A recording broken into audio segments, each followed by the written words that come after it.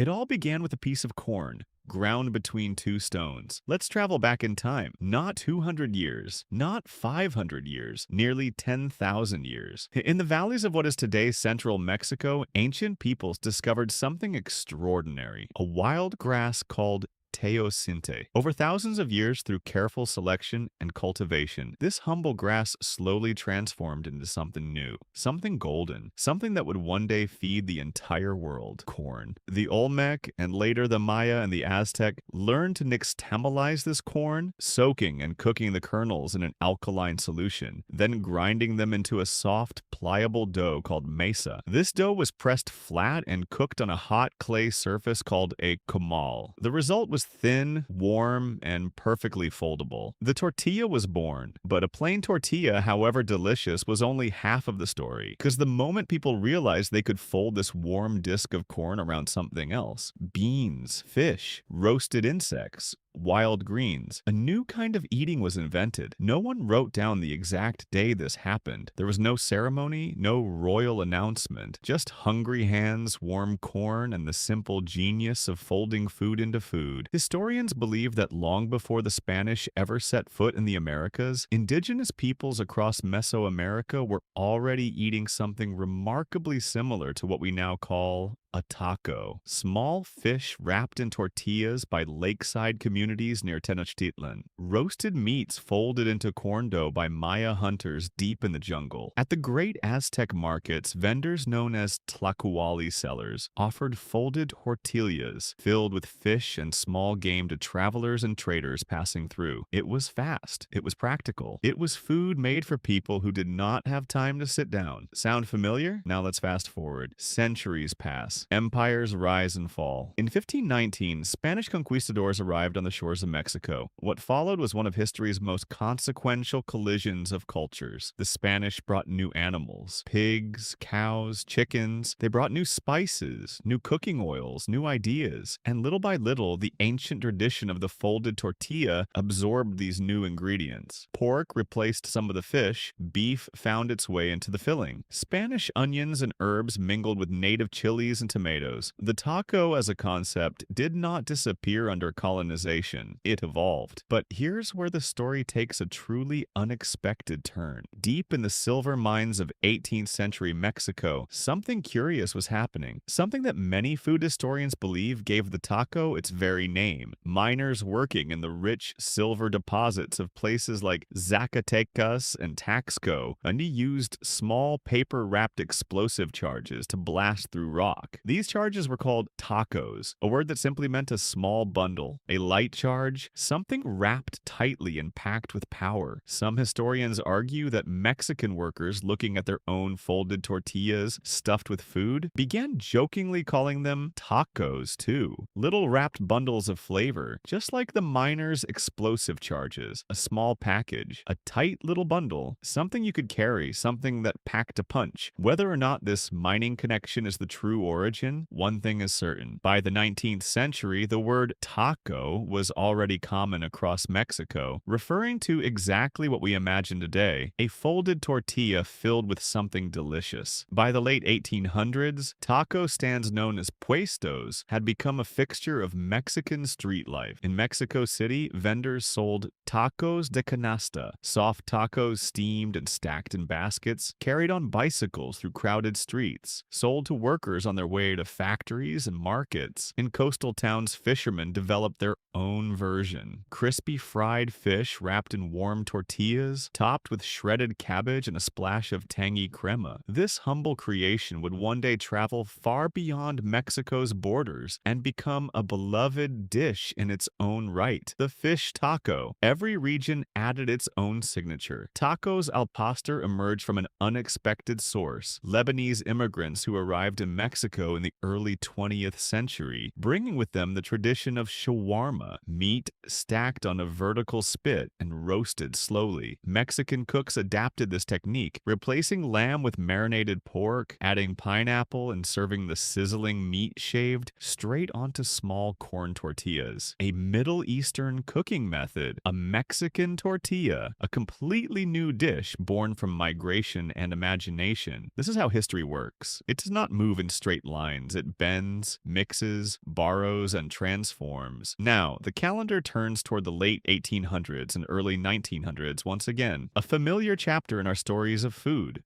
Mexican immigrants and Mexican American communities living along the U.S.-Mexico border began selling tacos to a curious American public. In San Antonio, Texas, women known as the Chili Queens set up outdoor stalls in the city's plazas each evening, selling tacos, tamales, and chili to locals and travelers under lantern light. Their food was cheap, spicy, and unlike anything most Americans had tasted before. Word spread, curiosity grew. In Los Angeles in the early 1900s, small taquerias began opening in Mexican-American neighborhoods, serving tacos to workers, families, and eventually to a growing number of curious non-Mexican customers as well. But it was one man, decades later, who would change the taco's fate forever. In 1951, a young entrepreneur named Glenn Bell opened a hot dog stand in San Bernardino, California, right across the street from a popular Mexican restaurant called the Mitla Cafe. Bell became fascinated by the tacos being made there. He spent hours watching the kitchen, studying how the cooks fried and filled their tortillas. Eventually, Bell developed his own method, pre-frying corn tortillas into a hardened U-shape so they could be filled quickly and served fast without the labor of frying each one to order. It was efficient. It was fast. And in 1962, Bell opened the very first Taco Bell. Purists in Mexico would rightfully argue that this crunchy, standardized version bore little resemblance to the tacos being sold on the streets of Mexico City or Guadalajara. But like the hamburger and the hot dog before it, the taco had now entered the world of American fast food, and it was about to travel faster and farther than ever before. Taco Bell expanded rapidly across the United States through the 1960s, 70s, and 80s. For millions of Americans, this crunchy, standardized version became their very first introduction to the word taco. Meanwhile, something else was happening. Something quieter, but arguably more important. Waves of Mexican immigrants continued arriving in American cities throughout the 20th century, bringing with them the real thing. Soft corn tortillas, slow-cooked meats, fresh salsas, and family recipes passed down for generations. Authentic taquerias opened in Los Angeles, Chicago, Houston, and countless other cities, quietly serving the true, unfiltered version of this ancient dish alongside its fast food cousin. By the late 20th and early 21st century, America's taco landscape had become a fascinating mixture of both worlds. The crunchy, mass-produced version born in a California parking lot, and the soft, deeply traditional version carried across the border in the memories and skillets of immigrant families. Then came the food truck revolution. In the 2000s and 2010s, taco trucks became a cultural phenomenon across American cities.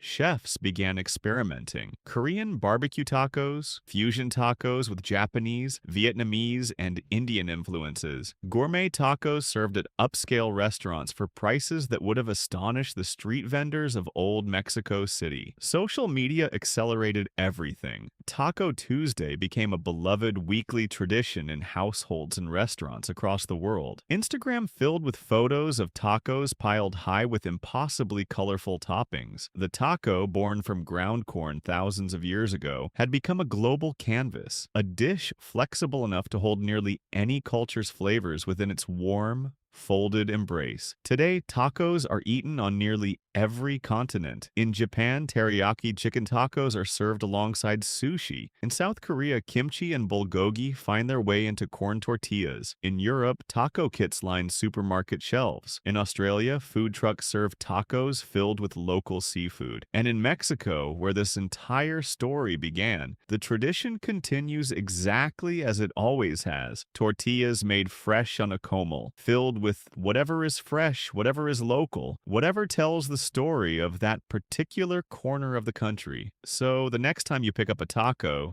whether it's a crunchy shell from a fast food counter, a soft corn tortilla from a family taqueria, or an elaborate fusion creation from a trendy food truck, remember this: You are holding thousands of years of history in your hands, from the ancient valleys where wild grass slowly became corn, to the hands of Aztec cooks folding fish into warm tortillas, from the explosive charges of Mexican silver mines that may have given this dish its very name, to the lantern-lit stalls of San Antonio's chili queens, from a curious young entrepreneur watching a kitchen across the street in California, to food trucks reinventing the dish on street corners around the world. A journey that spans continents, centuries, and countless hands, all folded neatly into a single piece of corn. Perhaps the world's most delicious history lesson is hidden inside a taco,